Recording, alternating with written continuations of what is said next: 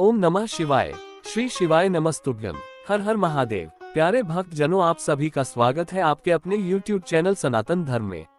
आज हम श्री शिव पुराण के महात्म्य के दूसरे अध्याय का श्रवण करेंगे और इस अध्याय में हम ये जानेंगे कि किस प्रकार श्री शिव पुराण के श्रवण से देवराज ब्राह्मण को शिवलोक की प्राप्ति हुई।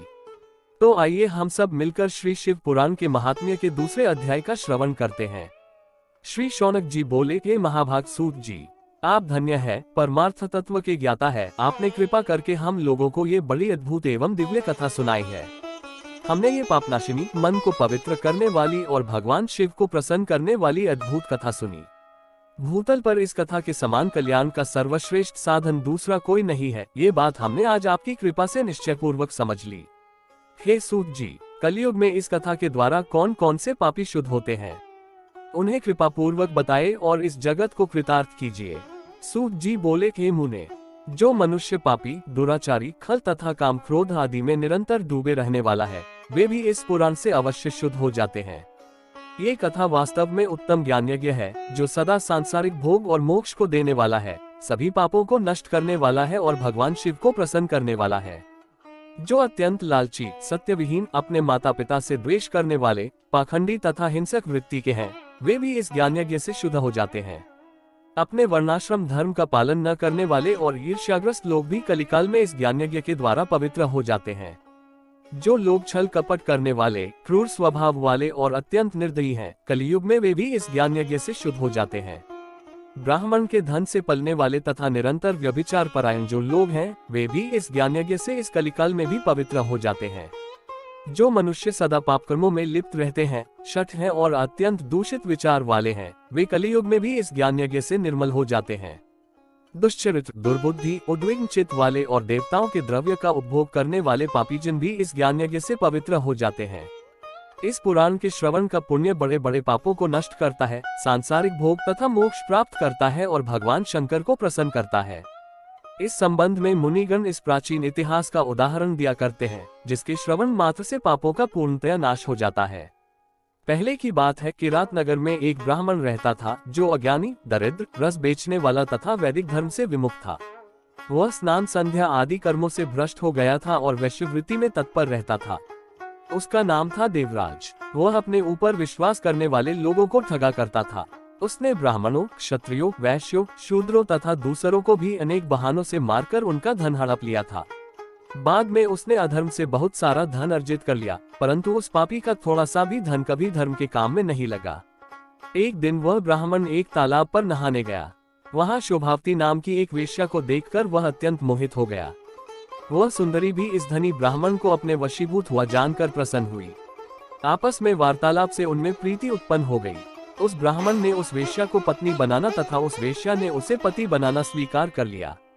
इस प्रकार कामवश होकर वे दोनों बहुत समय तक विहार करते रहे। बैठने, सोने, खाने पीने तथा क्रीड़ा में वे दोनों निरंतर पति पत्नी की तरह व्यवहार करने लगे। अपने माता पिता तथा पत्नी के बार बार रोकने पर भी पाप कृत्य में संलग्न वह ब्राह्मण उनकी बात नहीं मानता था। एक दिन रात्रि में उस दुष्ट ने ईर्ष्यावश अपने सोए हुए माता पिता और पत्नी को मार डाला और उनका सारा धन हर लिया। वेश्याओं में आसक्त चित्त वाले उस कामी ने अपना और पिता आदि का सारा धन उस वेश्या को दे दिया। वह पापी अभक्ष्य, भक्षण तथा मद्यपान करने लगा और वह नीच ब्राह्मण उस वेश्या के साथ एक ही पात्र में सदा झूठा भोजन करने लगा। एक दिन घूमता घामता वह दैव्ययोग से प्रतिष्ठानपुर झुंसी प्रयाग में जा पहुंचा। वहां उसने एक शिवालय देखा। वहां बहुत से साधु महात्मा एकत्र हुए थे।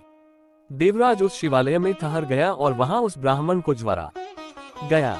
उस ज्वर से उसको बड़ी पीड़ा होने लगी। वहां एक ब्राह्मण देवता शिव पुराण की कथा सुना रहे थे।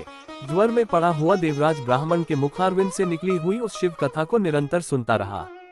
एक मास के बाद वह ज्वर से अत्यंत पीड़ित होकर चल बसा। यमराज के दूत आए और उसे पाशों में बांधकर बलपूर्वक यमपुरी में ले गए। इतने में ही शिवलोक से भगवान शिव के पार्षद गण आ गए। उनके गौरा अंग कर्पूर के समान उज्ज्वल थे, हाथ त्रिशूल से सुशोभित हो रहे थे और रुद्राक्ष की मालाएं उनके शरीर की शोभा बढ़ा रही थी।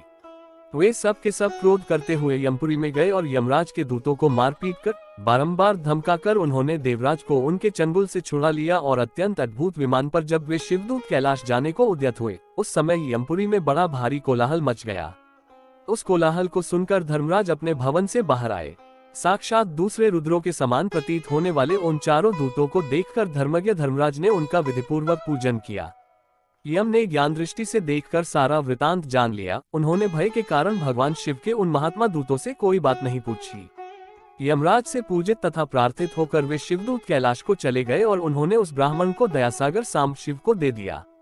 शिव पुराण की यह परम पवित्र कथा धन्य है, जिसे सुनने से पापीजन भी मुक्ति के योग्य बन जाते हैं। भगवान सदाशिव के परम धाम को वेदज्ञ सभी लोगों में सर्वश्रेष्ठ बताते हैं।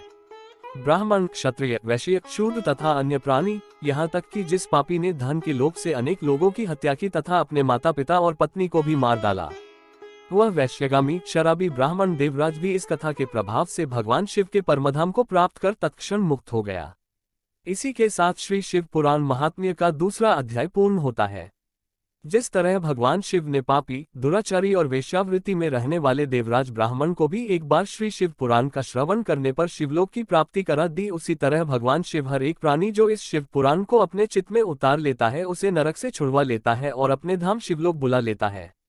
प्यारे भक्तजनों, अगले वीडियो में हम श्री शिव पुराण के तीसरे अध्याय का श्रवण करेंगे, जिसमें हम चंचूला का पाप से भय और संसार से वैराग्य के बारे में जानेंगे। हमारे चैनल सनातन धर्म को सब्सक्राइब जरूर कर लें ताकि हर एक वीडियो की नोटिफिकेशन आपको मिलती रहे। ओम नमः शिवाय। श्री शिवाय नमस्तुभ्यम। हर हर महादेव।